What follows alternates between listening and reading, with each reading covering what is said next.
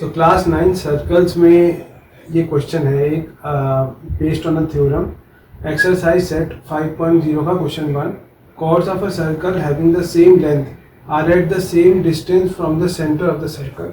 Prove this using Pythagoras theorem. अच्छा, तो basically क्या कह रहा है, chords of a circle, एक सर्कल है हमारे पास, उसमें chords है, मतलब एक से ज़्यादा chord है तो हम दो ले लेते हैं. फॉर एग्जाम्पल एक chord ले लेते हैं और एक chord हम ले लेते हैं, जरूरी नहीं पैरेलल हो, कैसे भी हो सकते हैं, ठीक है.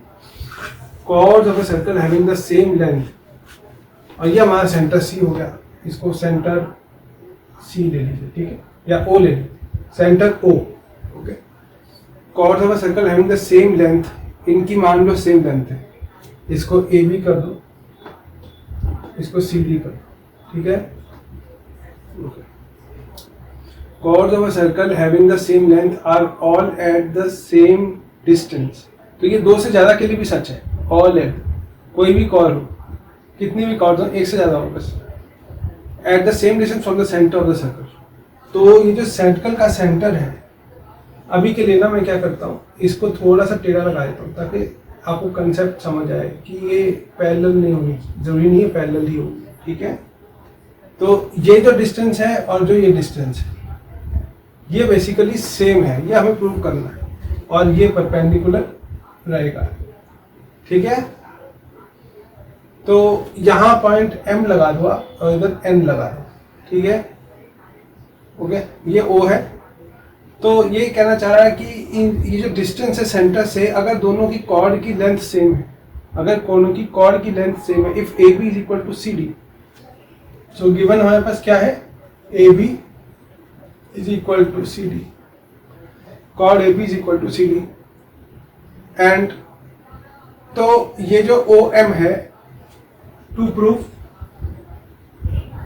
OM is equal to OM, ये हमें प्रूव करना है, ठीक है, ये प्रूव करना. तो हम क्या करेंगे, यहां से ना एक ट्रायंगल बना, सिमिलरली ऐसे, ठीक है. तो बेसिकली हमारे पास 4 राइट एंगल ट्रायंगल बन रहे हैं, ठीक है. तो हमें यह भी पता है कि this is also known fact that a point from the centre which is perpendicular to a chord of a circle, it bisects the chord into equal halves.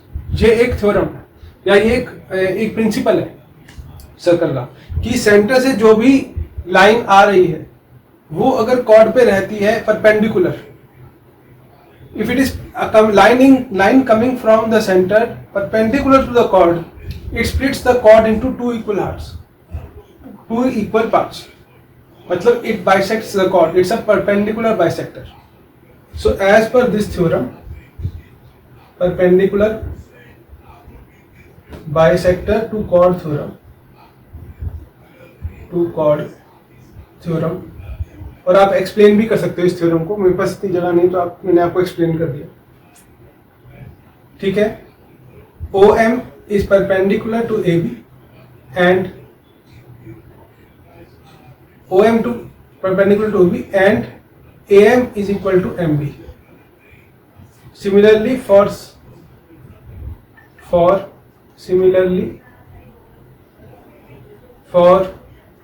triangle OCD, ये तो हो गया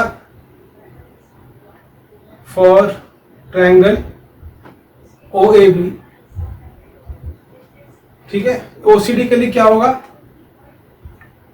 ये ON is perpendicular to CD and CN is equal to ND, ठीक है. ये आगे हमारे पास चीजें, तो पहली चीज है ना, AM is equal to MB, ये पहले रख लो, इसे 2 रख लो, CN is equal to MB, इसको 2 रख लो. सो अब हम क्या करेंगे ना, इसका एक राइट एंगल ट्रायंगल लेंगे और इसका एक ले लेंगे, कोई सा भी ले लो, ठीक है. तो लेट्स इन ट्रायंगल OMB, ये वाला, ठीक है. इस ट्रायंगल में एज पर पाइथागोरस थ्योरम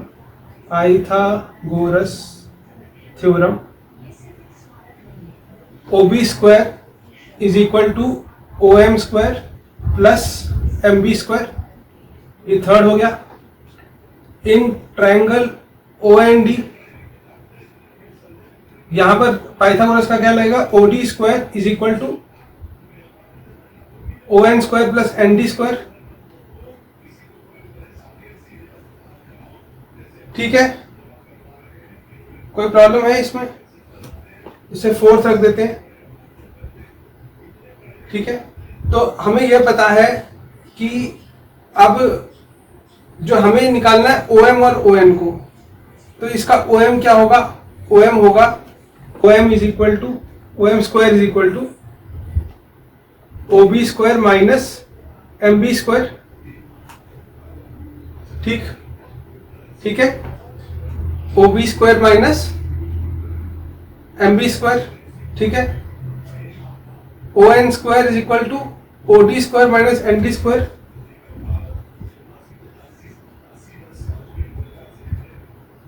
ठीक है, ये बात समझ आई? ये ओ बी है, ये ओ डी है। ठीक है, अच्छा अब आप देखो ओ बी ओ डी ये दोनों रेडियस है। एम बी और एन डी देखो,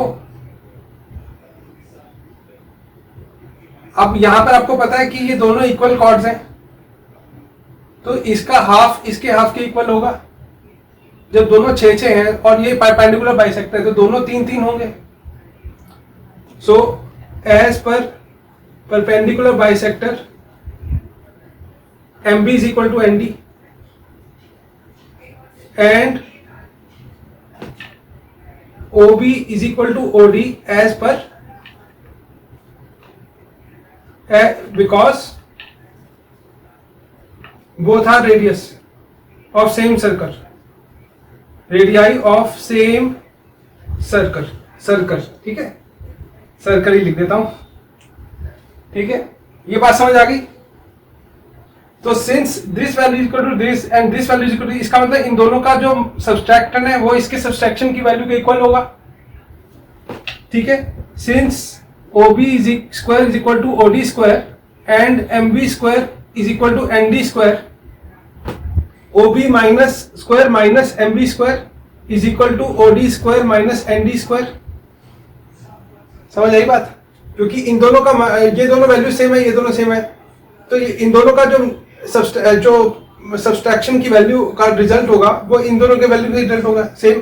तो जब दोनों इक्वेशन का राइट हैंड सेम है तो लेफ्ट हैंड भी तो सेम ही होगा ना। So as per LHS RHS equilibrium equal, या ऐसे लिख दो as RHS of both equation।